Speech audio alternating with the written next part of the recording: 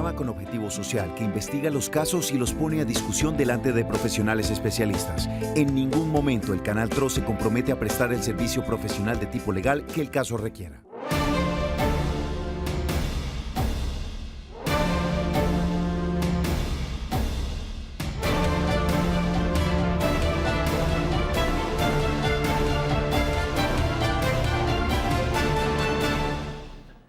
Hola, ¿qué tal? Un cordial saludo. Bienvenidos a Actúe en Derecho. Después de Oriente Noticias, iniciamos el programa jurídico del Canal TRO, dedicado, por supuesto, a ustedes, a la comunidad, para atender esas situaciones donde seguramente usted requiere la ayuda de un especialista en derecho. A partir de este momento, le invitamos a que se comunique con nosotros, empiece a interactuar a través de nuestros canales disponibles, a través de WhatsApp 310-245-8548, a través de nuestra línea directa 648-4820, o también se puede comunicar por Facebook Live, que ya estamos en vivo, y nos puede enviar su mensaje de texto. Allí estaremos muy atentos para contestar sus inquietudes y que aproveche la presencia de los especialistas. Un saludo especial también para toda la gente de radioalternaonline.com, que día a día nos retransmite a través de su emisora de 7 a 8 de la mañana. En la tarde de hoy vamos a estar hablando de una situación que se está presentando frecuentemente a nivel nacional, que infortunadamente no se toma conciencia y pues termina en situaciones trágicas, lamentables, donde las víctimas infortunadamente son fatales. Hablamos de aquellas situaciones donde los conductores deciden manejar en estado de embriaguez y por cuenta de esto se generan situaciones complicadas. Hoy va a estar un abogado especialista precisamente para analizar un caso que nos ha llegado, los diferentes matices que allí se presentan. Y pues si usted tiene inquietudes con respecto a situaciones similares relacionadas con derecho penal, hoy es la oportunidad para que aproveche a nuestro especialista. Abogada Marlene Murcia, muy buenas tardes. Muy buenas tardes, John. Buenas tardes para todos nuestros televidentes. Hoy ya estamos despidiendo el mes de septiembre, mañana ya iniciamos mes de octubre. Iniciamos hoy la semana con un tema para nada grato, un tema bastante doloroso, un tema que se ha convertido ya prácticamente en costumbre, pues conductores negligentes, conductores imprudentes, conductores que creen que 2 o 3 tragos no les van a hacer nada y en esas condiciones, cuando no están aptos para ello, conducen sus vehículos. Entonces, el tema de hoy, como les decía, es bastante doloroso y a veces el derecho no actúa tal vez lo rápidamente que quisiéramos. Las instituciones encargadas, como la Fiscalía, tal vez por su cúmulo de trabajo, en fin, no actúan tan rápido como quisieran o no toman las decisiones que nosotros quisiéramos, pero que no son las que en derecho tal vez se puedan tomar. Muy bien, y pues para analizar el caso de hoy y todas las situaciones que se presenten, está con nosotros el abogado José Luis Duarte, especialista en Derecho Penal, abogado de la casa, por supuesto, que dispone su tiempo a partir de este momento para todas estas situaciones que vamos a estar tratando en la tarde de hoy. Abogado, ¿cómo le va? Buena tarde. Buenas tardes, John. Buenas tardes, doctora Marlene. Pues nuevamente cumpliendo aquí con la cita a este prestigioso canal y esperando pues lograr resolver las inquietudes que acá se presentan. Este es su tiempo de labor social, ¿no, abogado? Por supuesto que sí. Bueno, muy bien, vamos a conocer entonces el caso que nos llega a Actúe en Derecho, donde iniciaremos analizando precisamente todo lo que allí sucedió y que nos diga el abogado qué se puede hacer, qué no se hizo y qué podría pasar. La última vez que Mayra Antolines habló con Juan Francisco Antolines, su padre, fue el domingo 1 de septiembre. Se despidieron y como de costumbre quedaron de hablar al siguiente día. Yo le envío mensajes a su teléfono, los mensajes le llegan. Entonces me preguntaba por qué no me contestaba. Dije, de pronto fue que salió en la noche del domingo y pues se demoró en llegar a la casa y pues está durmiendo. Todo ocurre así toda la mañana, le sigo colocando mensajes, le llegan a su teléfono, pero no me contesta. Algo no estaba bien. Una extraña sensación de incertidumbre alertó a otros miembros de la familia. Cuando ya nos extrañó mucho, entonces el martes le pedimos el favor a una prima en Cúcuta que nos lo buscara en las clínicas, pero con Juan Francisco. Nunca apareció por ningún lado. Desconociendo su paradero, familiares que residen en Pamplona viajan a Cúcuta, ciudad donde vivía Juan Francisco en una habitación en arriendo. Esto en búsqueda de pistas o algún indicio que les diera algún rastro de su paradero. La primera parte que fuimos fue a poner la denuncia a la fiscalía. De allá nos mandaron para la Sijín y nos hicieron pasar, y eso se llama una entrevista, donde empiezan a decirle cómo es el aspecto físico. Estando en la entrevista reciben una noticia. Los peores temores de la familia Antolínez se habían hecho realidad.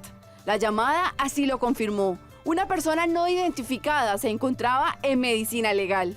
Y nos dijo que él estaba ahí desde el lunes, que lo habían traído, sin identificación. Juan Francisco Antolínez había fallecido. Su cuerpo hace 3 días se encontraba en medicina legal. ¿Pero por qué? ¿Qué había ocurrido? Eran tantas preguntas que venían a la mente de sus familiares y sin más detalles e información de lo sucedido, pedían explicaciones a la policía. Entonces, la primera versión que se dice es que la primera persona que lo atropelló se fue a la huida. Después llamaron a la ambulancia para que lo recogiera y en ese momento tenían como una especie de como un retén, estaban los policías ahí haciendo el círculo de mi hermano que estaba en el piso para que pudieran hacer el levantamiento, cuando aparece otro carro y este es un muchacho que viene con alcohol, había ingerido alcohol, piensa que es un retén, que lo van a detener por venir en estado de embriaguez y no sé cómo manda el carro, dicen que fue de reversa, no sé, y él atropella a mi hermano otra vez. Cuadras más adelante logran detenerlo y es cuando le hacen su detención y lo llevan y le hacen la primera audiencia y en ese momento le dan casa por cárcel. Pero además de sufrir por la pérdida de su familiar, no podían entender cómo en este tipo de procesos se pueden presentar tantas irregularidades. Siendo un caso tan reciente, estamos hablando de que mi papá tuvo ese accidente el lunes en la mañana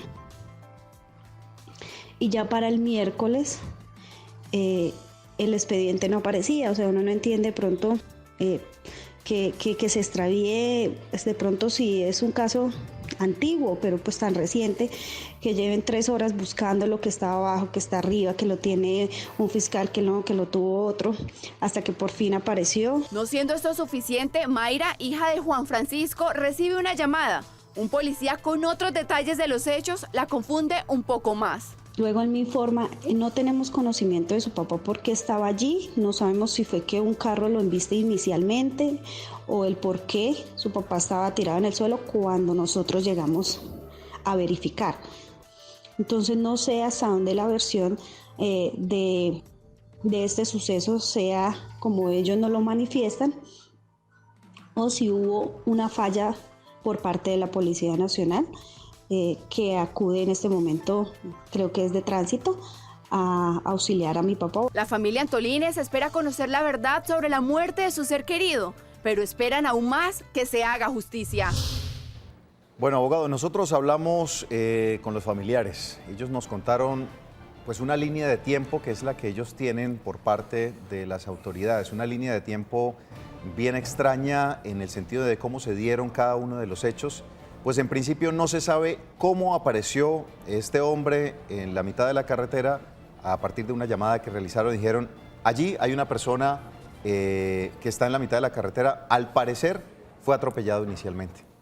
Luego posteriormente, en una situación muy extraña, un hombre en estado de alicoramiento pues pasa nuevamente por encima del cuerpo que supuestamente debía estar custodiado en ese tiempo por las autoridades que habían llegado al sitio en espera de la ambulancia, porque el hombre continuaba vivo a pesar de la segunda situación que se presentó. ¿Cómo empieza uno a revisar o a armar este tipo de situaciones, abogado, cuando faltan esos pequeños detalles de inicio? Sí, mira, el caso a nosotros nos arroja varios elementos a tratar muy importantes. El primero tiene que ver con el tema de la embriaguez, y su nexo con la conducción de vehículo automotor. Por supuesto que ahí se tendría que evaluar si el comportamiento es meramente culposo o estamos frente a un asunto ya doloso e intencional, que influye, su penalidad y su gravedad influye precisamente en el marco punitivo. Otro tema tiene que ver específicamente con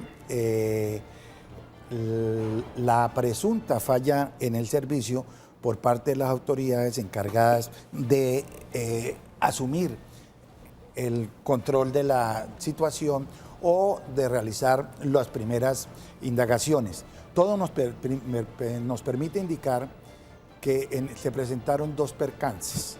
Un primer hecho en el cual la persona al parecer es víctima de un accidente de tránsito. El primer conductor se da la huida y cuando llegan las ambulancias y la policía, no sé si la policía llega como primer respondiente. Es son decir, los primeros. Según lo que manifiesta el parte, son ellos quienes llegan primero. Exacto. Si llega la policía como primer respondiente o si llega la policía a montar un retén de los que normalmente se acostumbran, los operativos que normalmente se acostumbran a realizar en las ciudades.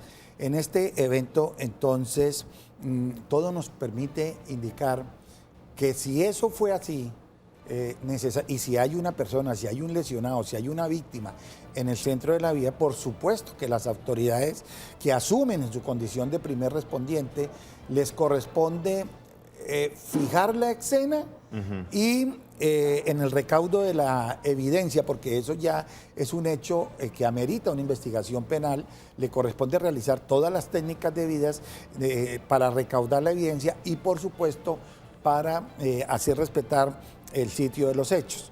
Diría yo, el alejamiento con respecto a terceras personas que pudieran ejercer una influencia en la escena del delito. Todo parece indicar, según lo refiere la televidente, es que allí no se realizaron esas gestiones y que un segundo vehículo termina también arrollando a esa persona que está en el piso sobre el que insistimos. Si es así, debió ejercerse la precaución debida en aras de evitar precisamente la situación que termina por acontecer. Ya de este segundo evento se ha capturado a esta persona, se le han practicado las pruebas de rigor, me imagino que la prueba física y la prueba de sangre respectiva, y arrojó embriaguez. Entonces, el punto 1 aquí tiene que ver es con si realmente la autoridad de policía que asume el conocimiento de los hechos realiza las gestiones debidas, porque si ello no es así, podría entonces estar incurso ya el Estado colombiano en una eventual falla en la prestación del servicio y haría lugar eventualmente a una acción de reparación directa a través de la vía de lo contencioso administrativo. O sea, el primer responsable en esta situación, pues desconociendo cómo aparece el hombre allí en la carretera en primera instancia, porque él aparece derrumbado antes de que se ocurra el accidente. Realizan una llamada a la policía donde manifiestan hay un hombre allí tirado. Quien responde en ese momento por el cuidado y la vida de ese hombre son las autoridades, o sea, el primer responsable son ellos. Esa es la expresión técnica en materia forense, se llamaría el primer respondiente. Y esa autoridad, sea de policía, sea de SIJIN, sea de CTI, es la autoridad encargada, ella es la que tiene el dominio de la escena.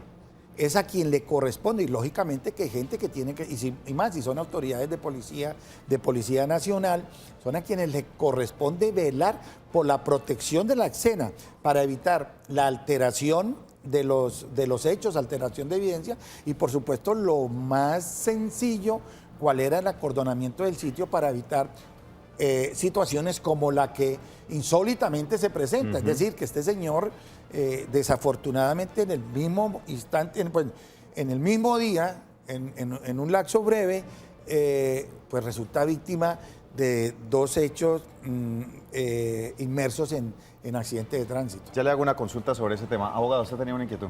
Abogado, se supone que deben existir unos protocolos, ¿no? Cuando las autoridades llegan deben existir unos protocolos para asegurar, digamos, la escena. Entonces, al parecer no se cumplieron estos protocolos. Esto ameritaría la falla del servicio.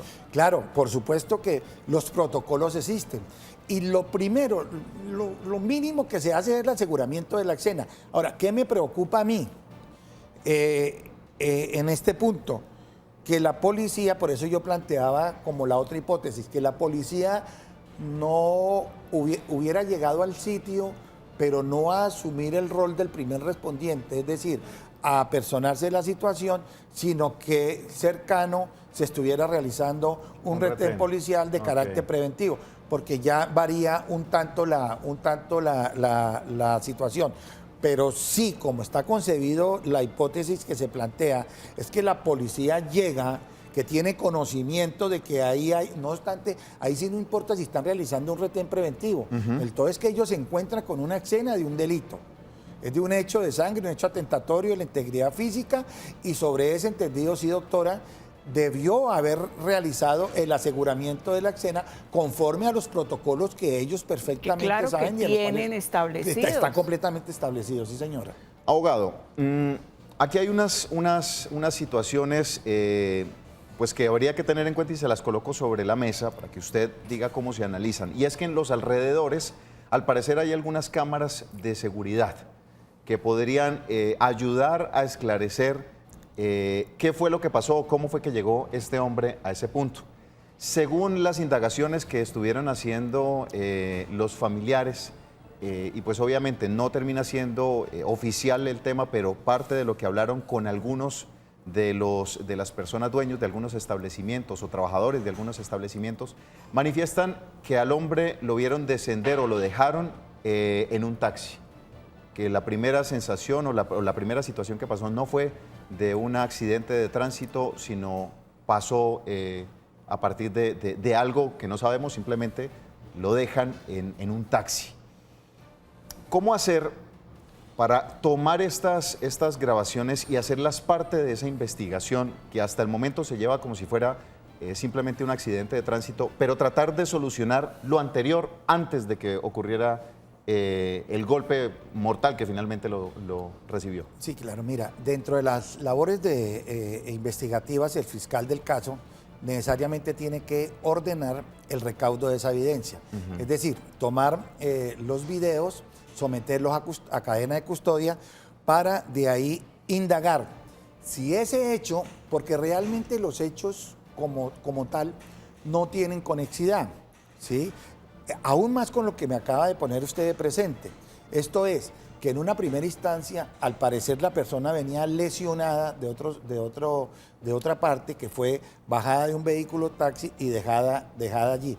Ello implicaría un hecho delictivo respecto del cual no existe conexidad con el segundo evento. O sea, son dos investigaciones aparte. Tendría que desarrollar dos investigaciones diferentes, no obstante, está frente a una sola víctima. Sí. Y lo digo por lo siguiente, porque en este momento, según tengo información, ya se realizaron las audiencias ante el juez de control de garantías, de legalización de captura, de formulación de imputación y de imposición de medida de aseguramiento con respecto al segundo conductor.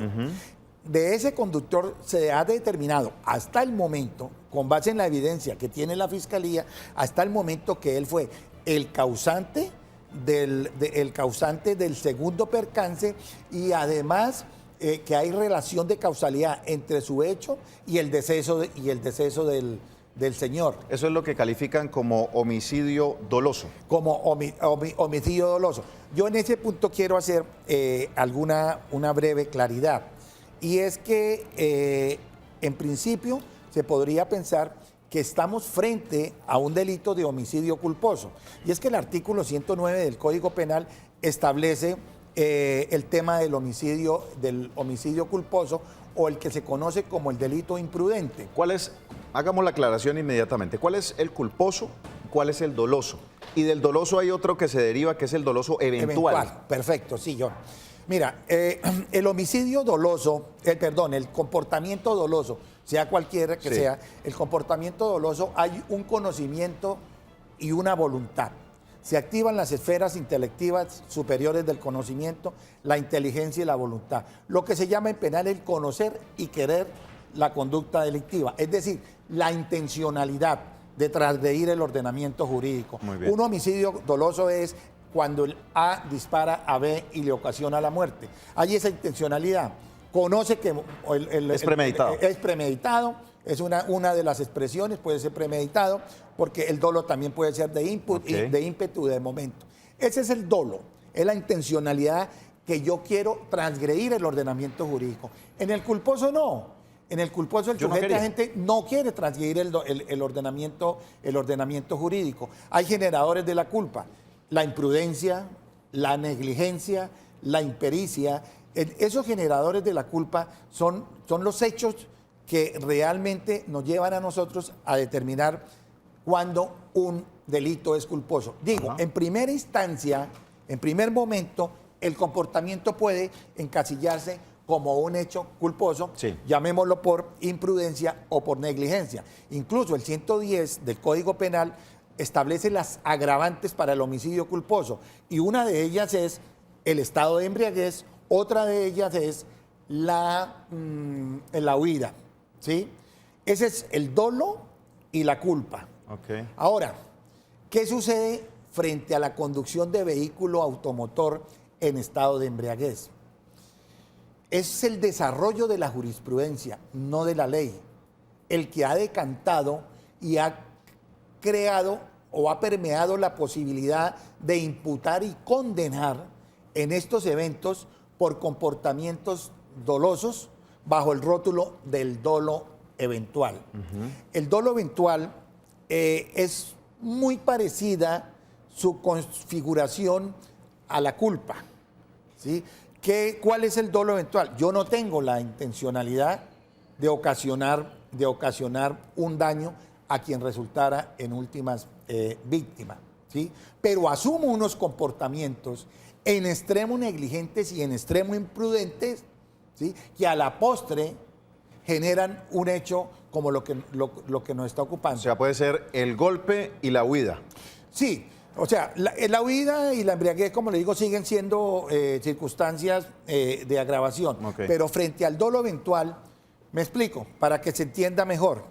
Una persona que conduce su vehículo y se sienta a ingerir alicorantes con un amigo, lo invitan a una reunión, a una fiesta, Sí. lleva su vehículo.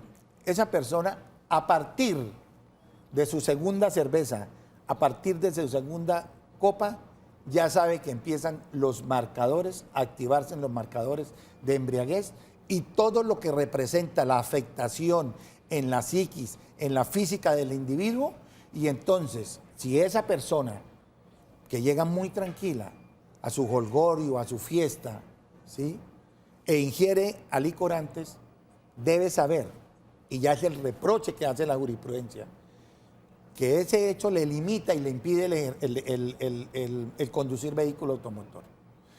Si aún así decide aventurarse a esa actividad peligrosa, porque es que la conducción de vehículo automotor es una actividad peligrosa, y decide manejar su vehículo y ocasiona un accidente como esta índole, ya el comportamiento no es culposo, sino el comportamiento, no obstante ser imprudente y negligente, él no quería matar a B porque ni lo conocía, Sí. no era intencional, pero ya la Corte ha entendido que ese es un comportamiento doloso por dolo eventual. ¿Eso lo investigan?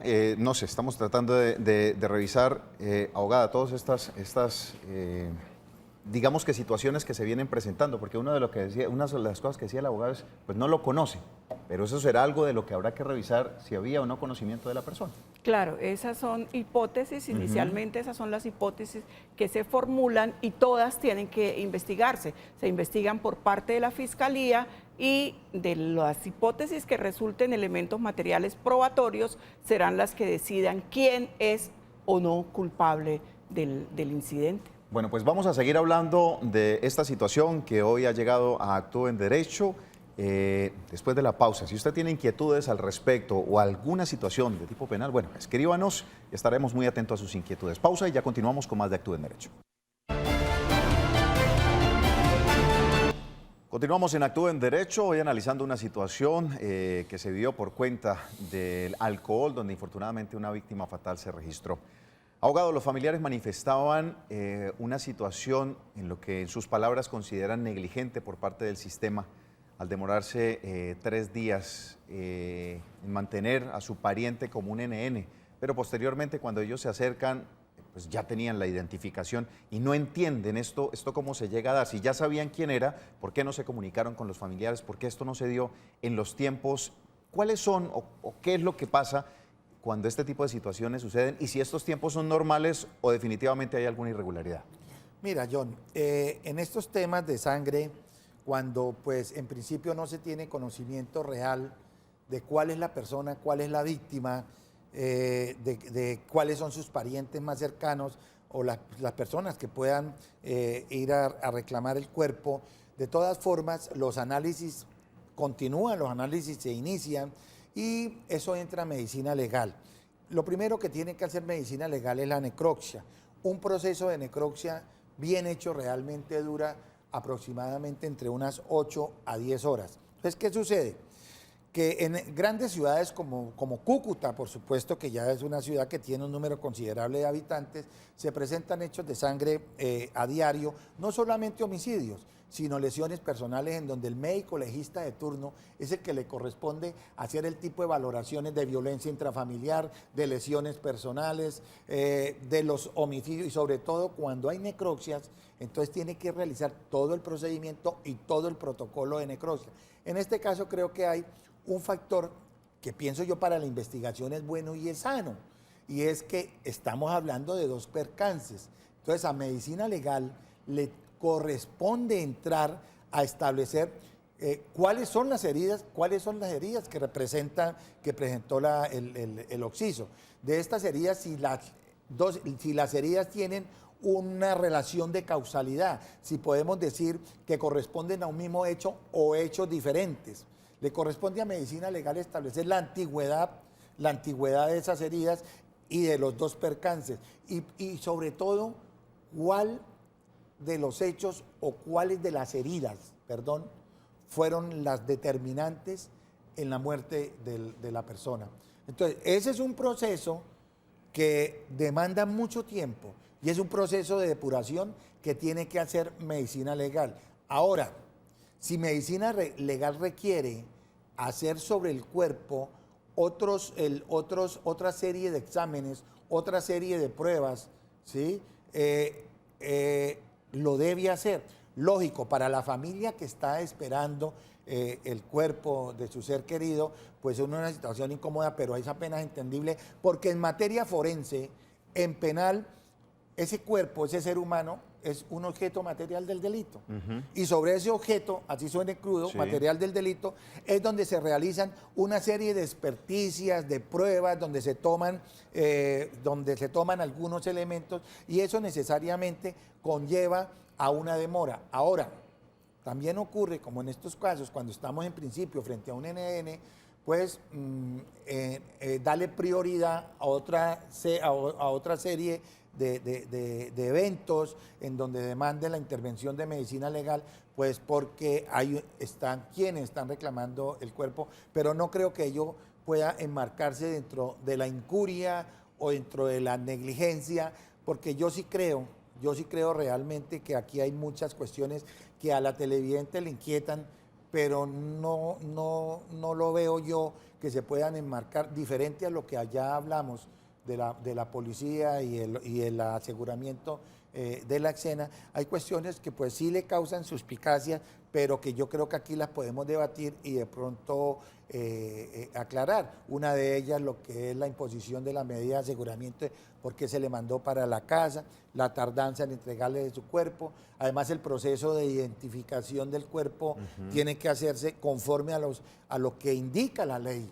Y esto es con la Registraduría Nacional del Estado Civil. No sabemos si estábamos frente a días sábados, domingos o festivos, en donde no obstante la justicia, en teoría, no tiene relación de causalidad, es decir,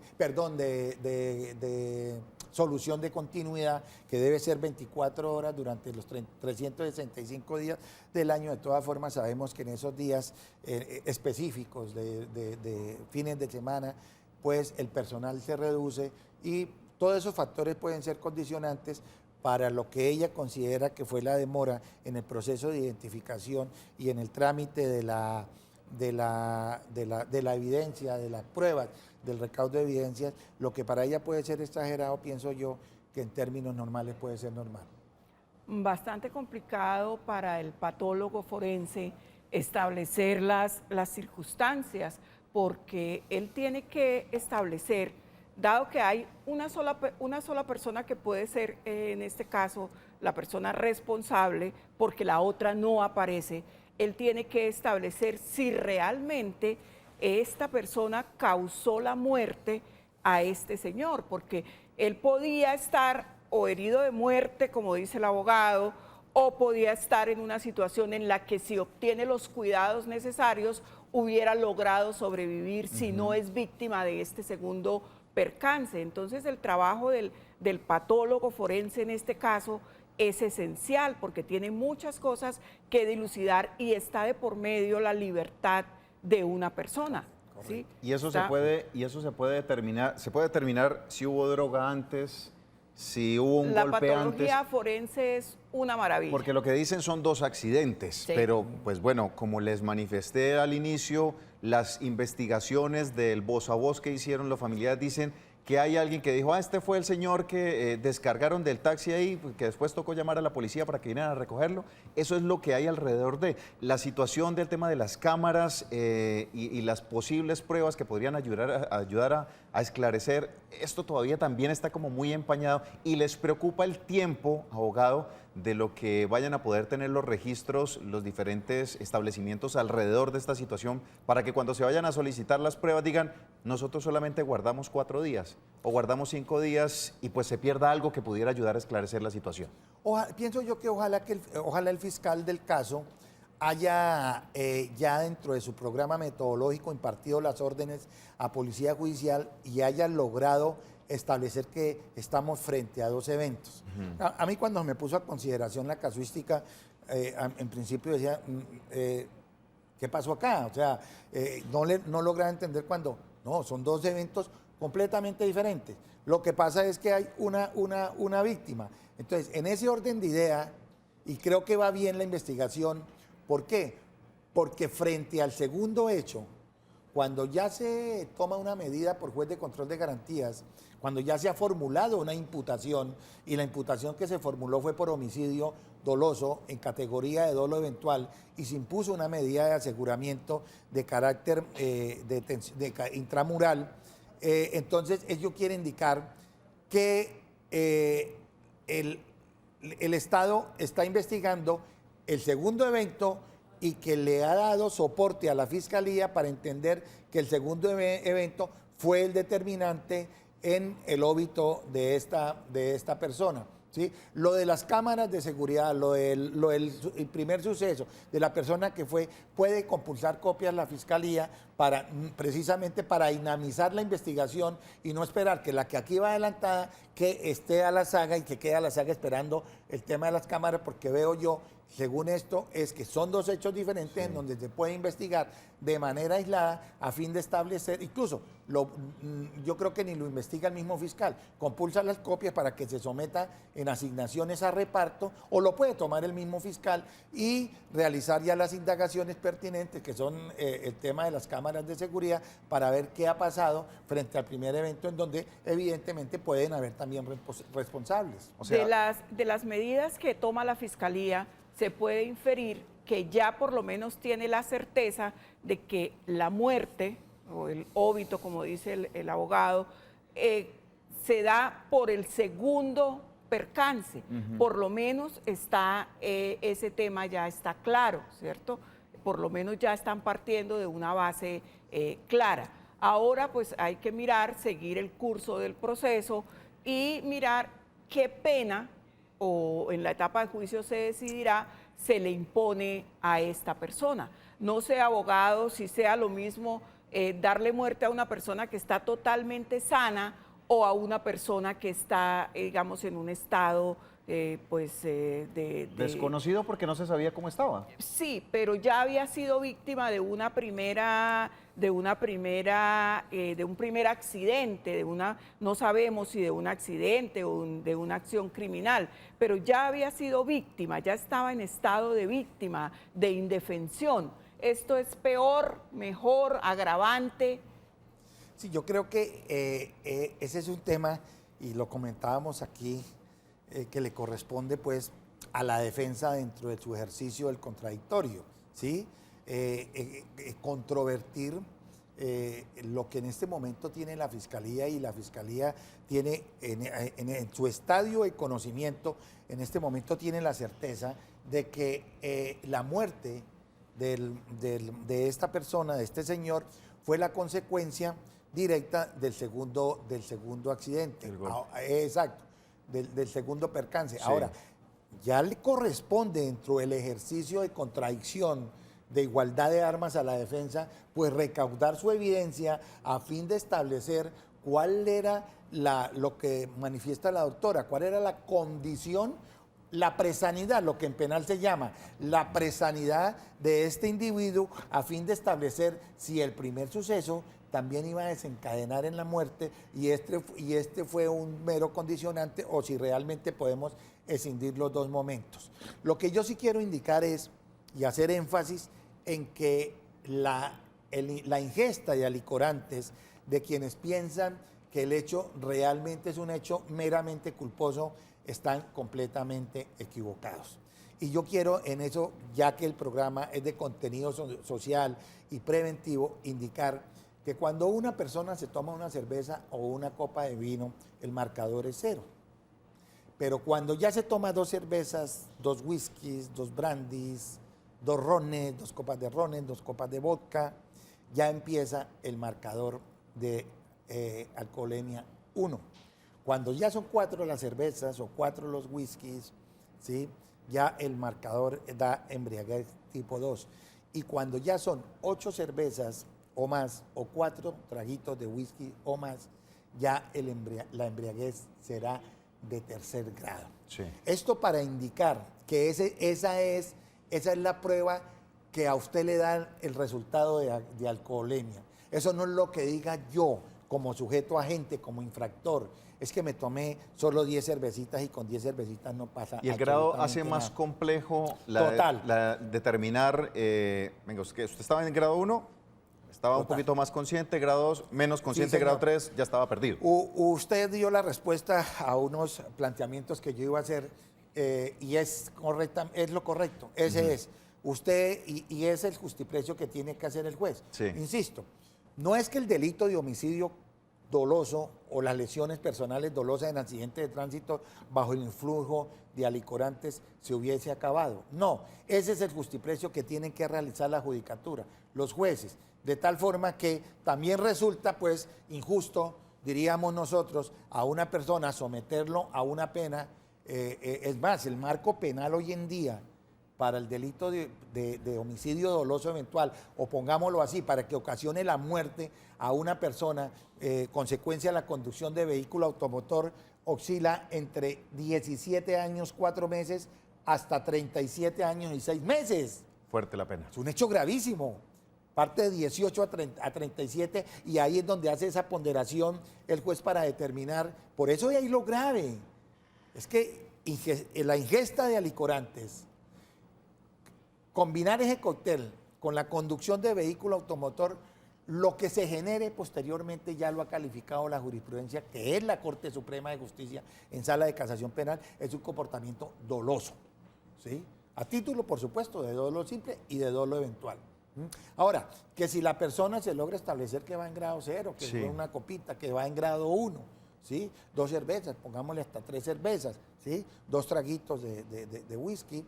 Entonces, ahí sí pudiéramos estar hablando, mirando, porque las capacidades superiores no se han menoscabado, ¿sí? Porque la persona todavía no está afectada. Hay mayor conciencia. Exacto. Psicosomáticamente no hay una mayor afectación, entonces pudiéramos enrutarlo dentro del comportamiento culposo, ¿sí? Pero, si ya lo que es la prueba científica primero la física, que es la alcoholemia, y la segunda, que es la prueba de sangre, nos arroja a nosotros grado 2 o grado 3, entonces estaríamos hablando de un dolo intencional, de un dolo de carácter, pues no tanto intencional, de un dolo eventual, porque la persona desde atrás, antes de ingerir licor, debió haberse representado ese resultado, ese potencial resultado de ocasionar la muerte de un ser humano consecuencia de la ingesta de alicorantes. No, y es que viendo, todas las personas tenemos la posibilidad de ver noticias, de leer periódicos, y son muchos los casos de accidentes de personas que están conduciendo en estado de embriaguez y que obviamente no de manera dolosa, o sea, no tenían la intención de matar a nadie, de atropellar a nadie, pero por esas circunstancias se da. Entonces, si yo estoy viendo todo eso, si yo sé y sin embargo consumo licor y creo que a mí no me va a pasar, pues eso es lo que da pie a que se califique como dolo eventual. Yo no voy a salir con mi carro a matar gente, pero sí sé, porque lo he visto, porque soy consciente, porque la experiencia me lo dice, que si me tomo 10 cervezas, 5, 4, no debo manejar. No debo manejar. Eso es lo que hace que sea el dolo eventual, porque yo sé lo que me puede pasar, a lo que me puedo ver expuesto si manejo estando embriagado. Abogado, la medida de casa por cárcel frente a lo que terminó en fatalidad y luego de haberse comprobado ya que había un tipo de grado de alicoramiento, ¿es normal? Pues obviamente los familiares están esperando otra decisión. ¿Esto es normal? ¿Esto hace parte de lo que se ve cuando pasan este tipo de situaciones? Sí, claro, John, indudablemente. Es decir, estamos frente a un hecho muy doloroso para la familia del imperfecto. Y entonces, pues, ¿qué se reclama? Pues ellos reclaman una sanción ejemplarizante desde el principio y que la decisión inevitablemente sea ir a un establecimiento carcelario, pero ese es un tema que no le corresponde a la familia. Ese es un tema que le corresponde esencialmente al Estado. Y en este orden de ideas, entonces aunque la familia puede solicitar y las víctimas pueden solicitarle o intervenir ante el juez de control de garantías y solicitar una medida intramural, en esencia la contradicción se forma entre fiscalía, defensa y un juez de control de garantías que es el que decide de la situación. ¿A dónde enviarlo? Que decide la situación en concreto. Hay que superar ciertos estadios, hay que mirar la naturaleza del hecho. Sí, es un hecho dolorosísimo, la muerte de un ser humano, pero al igual no estamos hablando en estricto sentido de aquel dolo malo, aquella intencionalidad que habíamos referido en el caso de una riña, de una enemistad, sino aquí estamos hablando de un dolo eventual, que eso de por sí, para los efectos penales que hacíamos referencia, entonces ahí le corresponde al juez que determinar la naturaleza del hecho, la personalidad del infractor. Aquí estamos hablando de un muchacho de 24 años, mirar sus antecedentes penales, mirar si dentro de los 5 años anteriores había estado en curso en otros comportamientos o en el mismo comportamiento, mirar unas variables que es lo que los penalistas llaman los fines para la imposición de la medida de aseguramiento, para que el juez, con base en toda esa gama de argumentos de una y de otra parte, el juez decida. Aquí el juez decidió, el juez decidió en materia grave, es decir, impuso la medida más gravosa. ¿Cuál fue? La detención preventiva.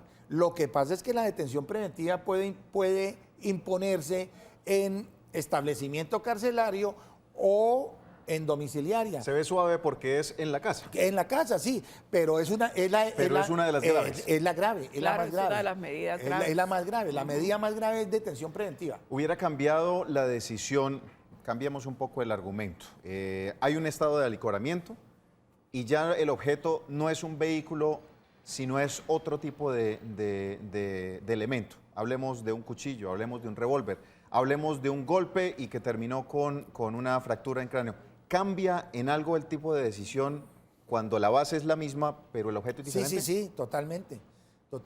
En esos eventos es muy probable, y lo más probable es que el juez ordene la medida más grave, que como es la detención preventiva, pero atendiendo a esa circunstancia, a esa especificidad de ese dolo al que usted hace referencia, pues ahí sí sería en establecimiento carcelario. ¿Esto durante cuánto tiempo es, abogado? ¿Por cuánto tiempo va a estar? La medida se conciben, según el legislador, por el tiempo que dure el proceso. Lo que pasa es que en Colombia los procesos se están convirtiendo en eternos. Este sistema penal acusatorio realmente es anacrónico, no resolvió la problemática de justicia, por el contrario, está a punto, si no ya colapsó el proceso penal. Entonces es común que las personas salgan en libertad por vencimiento de términos, ¿sí? a que el proceso termine. Sí, ¿Siguen vinculados igualmente? Sí, lógico, siguen vinculados. ¿Y posiblemente cuando inicie nuevamente le den casa por cárcel o ya no, ya en libertad? cuando reinicie el cuando proceso, se dé un fallo. Sí, ya ahí toca esperar, ya ahí se espera el fallo y en el fallo se toma la decisión. Bueno, abogado, ¿qué le podemos decir a los familiares frente a esta situación? De nuevo, lo que ellos manifiestan frente a la irregularidad de lo que hubiera podido haber sido la opción de vida para su padre, pues no se puede determinar en este punto, hasta que no salga el resultado forense, si lo que causó la muerte fue el impacto o hubo otra situación anterior que tuviera en gravedad a esta persona. ¿Qué deben hacer en estos momentos los familiares? ¿Cuál es la recomendación suya si usted fuera el defensor en esta situación? Mira, John, yo creo, de la lectura que le he dado al caso, he oído los audios, y yo considero que el caso ha sido llevado con transparencia, que los términos, lógico que para las víctimas pues, les parecen exagerados, pero se han cumplido a cabalidad, que la Fiscalía ha logrado sustentar el hecho como doloso, que es difícil. Eso tampoco es que sea el automático. Voy conduciendo vehículos automotores en estado de embriaguez y de por sí ya mi comportamiento es doloso, no. En alguna ocasión, en la semana pasada, me llamaba algún familiar del occiso y me decía que no estaba de acuerdo con la decisión del juez porque el comportamiento inicialmente habían dicho que era doloso y que después lo cambió a dolo eventual. Es lo mismo. Y yo se lo dije, es lo mismo. Lo que lógicamente, no le expliqué porque le pregunté si era abogado, me dijo no, le dije es lo mismo, sigue siendo doloso. Entonces creo que la fiscalía, que la actuación va bien, que si se presentó alguna falla en la prestación del servicio por parte de la policía, si actuando como primer respondiente, y porque ellos puede ser uno de los generadores del percance, ¿cierto? Pero lógicamente no van a responder en materia penal porque no hay una relación de causalidad entre una omisión, ahí podemos incluso estar hablando de un prevaricato por omisión con respecto a los gendarmes, pero en estricto sentido, si no se realizan las gestiones conforme a los protocolos, lo dice la doctora, necesariamente puede haber una acción contenciosa de reparación directa. Que la medida de aseguramiento fue la que se impuso, la más radical, que fue la detención preventiva, pero al igual ese señor tiene defensa, el joven tiene defensa, y la defensa pudo haberle argumentado y demostrado al juez que con la internación en su casa era suficiente para obtener la comparecencia a juicio. Entonces, que creo que el tema de los 3 días que se demoraron en consolidar, pienso que eso forma parte del hecho de que en principio fue NN y que eso tiene una serie de situaciones que implican que de pronto mientras no haya alguien que reclame, pues, y hay otros eventos que puedan ir por delante, pues se realizan esos, pero igual veo que medicina legal trabajó porque para poder imputar tenía que tener un mínimo concepto de medicina legal, entonces pienso que ahí se está trabajando en el asunto. Sí, para el familiar de la víctima le podemos decir que el tema, digamos, va tan bien dentro de lo que pueda decirse que está bien, porque logró la Fiscalía que se le diera medida de aseguramiento. Eso es un logro de la Fiscalía y eso quiere decir que el proceso va bien encaminado. La Fiscalía lo tiene bien sustentado porque el juez de control de garantías dio en primera instancia medida de aseguramiento. Vamos a darle paso a doña María, que está en línea, tiene una inquietud. Doña María, ¿cómo le va? Muy buenas tardes, felicitarlos por el programa, muchas gracias. Tengo una inquietud de lo que está hablando la joven. Yo conozco un caso de una persona que también murió y resulta y sucede que lo dejaron, como dice, 2 días allá en la morgue, usted llama. Entonces, digamos, ahí cómo se acudiría, pero pues dicen, como dicen las malas lenguas, que fue que eso pagaron para que no dijeran la verdad. No sé cómo hacer ahí, ¿no? Entonces tengo como esa inquietud. De todas maneras, no sé a dónde acudir o qué hacer ahí. Muchísimas gracias y Dios les bendiga. A usted, doña María, muchas gracias por la sintonía. ¿Qué es la situación que lo que estábamos hablando? De lo que si se demoró 2 días, algo pasó ahí, seguramente estaban tratando de acomodar la situación para hacerla ver diferente. Sí, mira, John, hay un tema. Yo fui funcionario judicial durante 30 años de mi carrera profesional y entonces yo aún me resisto a pensar que hay corrupción al interior de la Administración de Justicia. Yo vengo de los de antaño, de aquella justicia proba, de aquel funcionario judicial impoluto y duele cuando vemos que la realidad ha cambiado, personajes de altas cortes involucrados en hechos de gravedad, corrupción al nivel de fiscalía, pero en esencia y la generalidad de los casos seguimos pensando que la justicia es ecuánime, que la justicia es responsable y entonces decir que no, que es que hubo corrupción o que los funcionarios judiciales se vendieron y que los tuvieron pienso que no, pienso que esos 2 días obedece a lo que estamos hablando, a los vericuetos de lo que implica una necropsia respecto a un NN. Abogado, vamos a hacer una pausa comercial y ya llegamos a la parte final de Actúe en Derecho. Bueno, abogado, tenemos 30 segundos ya para cerrar como esta situación de lo que hoy estuvimos analizando en Actúe en Derecho. ¿Qué podemos decir? No, que pienso yo que el caso está llevado en debida forma, pero igual, si las personas consideran que hay temas ahí en donde... el tema de la policía. El tema de la policía, lo que hemos nosotros debatido, el tema de la policía, si no hubo el acordonamiento de la escena, ahí puede haber una corresponsabilidad por parte de la policía, pero en materia ya de reparación directa para efecto de un daño antijurídico. Por lo demás, yo creo que el caso va en debida forma y que la judicatura y la fiscalía ha actuado conforme. Abogado, muchas gracias por su tiempo. Abogada Marlene Murcia, por haber estado hoy con nosotros y haber ayudado precisamente a pues, dar esta guía a esta familia que infortunadamente está viviendo esta situación, que puede ser la de cualquier otra familia. Y pues a partir de este ejercicio logramos tratar de orientar un poco los esfuerzos de lo que deben o no deben hacer. Gracias a ustedes por estar en sintonía. Mañana en punto de las 2 de la tarde los esperamos. Consultorio Jurídico mañana martes. Muy pendientes con sus inquietudes y preguntas. Los dejamos con toda la buena programación del Canal TRO. Bendiciones, feliz tarde.